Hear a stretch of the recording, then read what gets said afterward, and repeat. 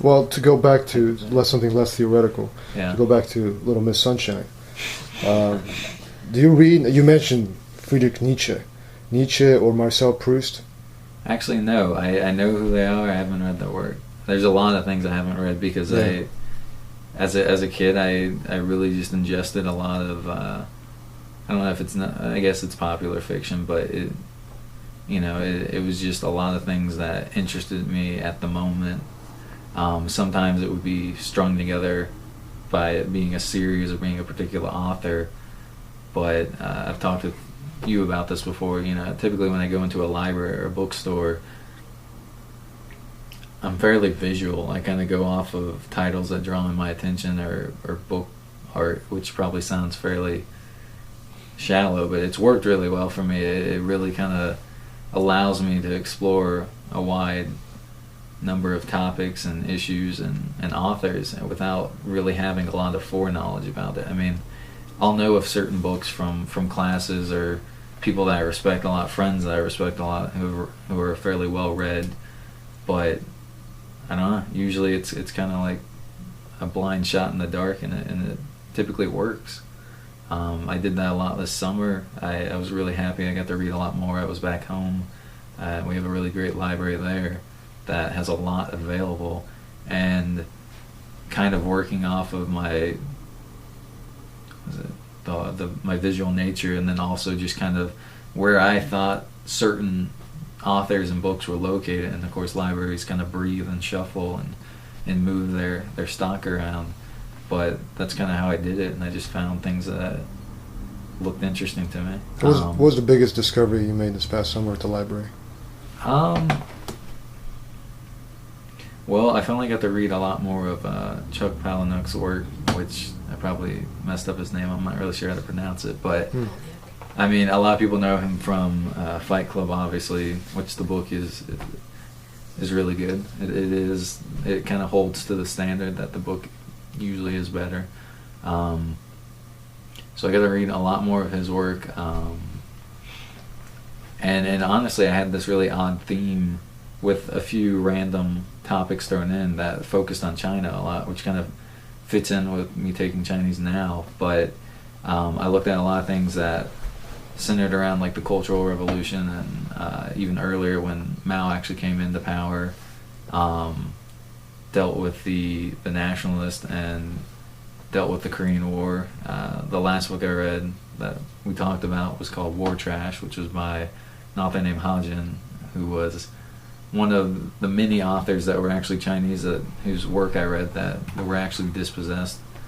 If that works, I think that works. They were refugees from China. They had escaped as the Communist Party came into power, as Mao came into power, and a lot of them wrote from Taiwan and other areas of the world.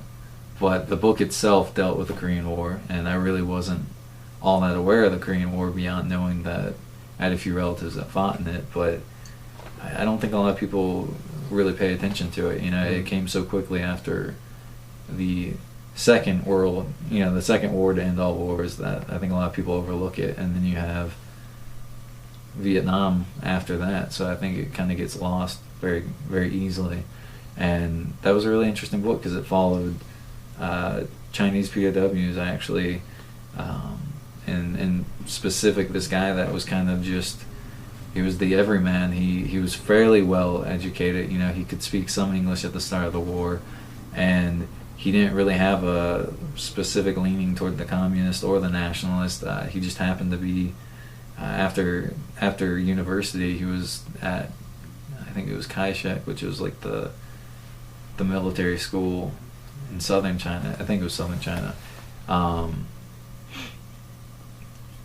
maybe that's wrong. I don't really remember what it was called. But he was there, and he wasn't an officer yet. He was just there as a student when Mao came into power and the nationalists got expunged, and a lot of them escaped to Taiwan and other areas. And he basically had the option of working with the communists or being killed or trying to escape. And since he had a sick elderly mother and his fiance, he stayed. And he kind of comments that at first the communists really seemed like they were bringing order to China. They were bringing a new sense of equality, and that kind of changes as he goes through these POW camps about like 3 or 4 months into the war. But he flip flops between both sides. He's very, I don't know. He's very easy to identify with, because his one singular goal is getting back to China to see these two people he cares about, and he just gets floated back and forth between the nationalists and the communists, and they both kind of want him because his English improves and he's very valuable as a translator and as an interpreter, and he's also usually mislabeled as an officer just because of how he carries himself. So I don't know, it's just an interesting story. He definitely makes sacrifices, and he definitely at times betrays people, and it's just, I don't know, he's very real, and it gave a really interesting perspective on people that I think were really forgotten. The communists wanted their people back just to save face, and most of those people that did make it back, that were expecting a hero's welcome, were treated like shit, and it really wasn't what they expected when they got back. And even actual party members, didn't get much of a better shake of it. And then the nationalists just wanted people, they just wanted people to kind of embarrass the communists and make it look like there really was this large movement that was interested in taking China back over, I guess, that was operating out of Taiwan under the Generalissimo. So it's just interesting. It was a very humanistic perspective of that war, and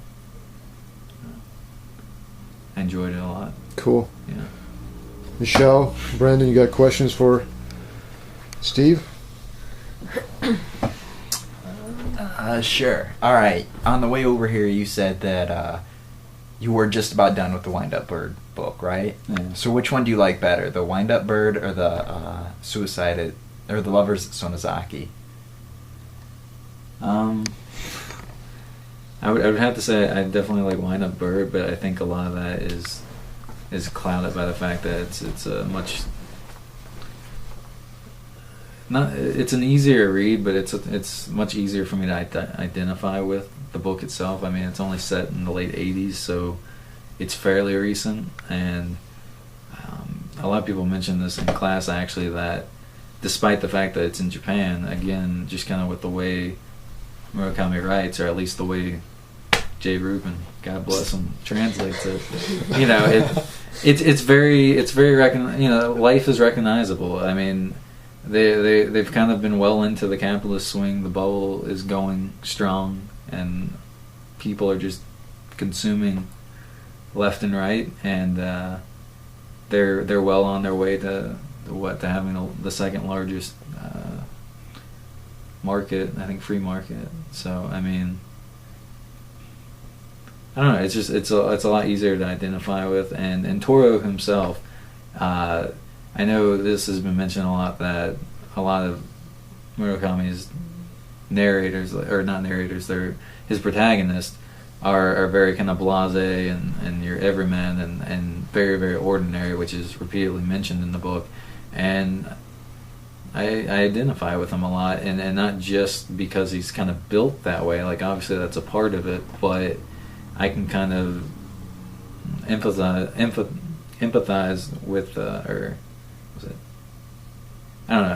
I can understand his reactions to these really odd situations that Murakami throws him in, and I can understand his almost indifference at times, which comes off kind of very callous, and doubly so when you're actually reading the original Japanese, as we've been discovering. At the same time, it's understandable. It's like first, I think it was the second chapter, he finds out for the first time that his wife doesn't like all these random little things. And, I can understand that. I mean, I pay attention to, there's certain things that I put a lot of weight on and I pay attention to, but, really small details like that, I can understand why he doesn't really get the import of them, like why they're upsetting her so much, because it's not necessarily that he doesn't care about her, he just doesn't you know, I don't know, they're not important to them. They don't have that great of an effect on their overall life or on the world itself. And I kind of get that. There's a lot of things that I don't know. It's weird.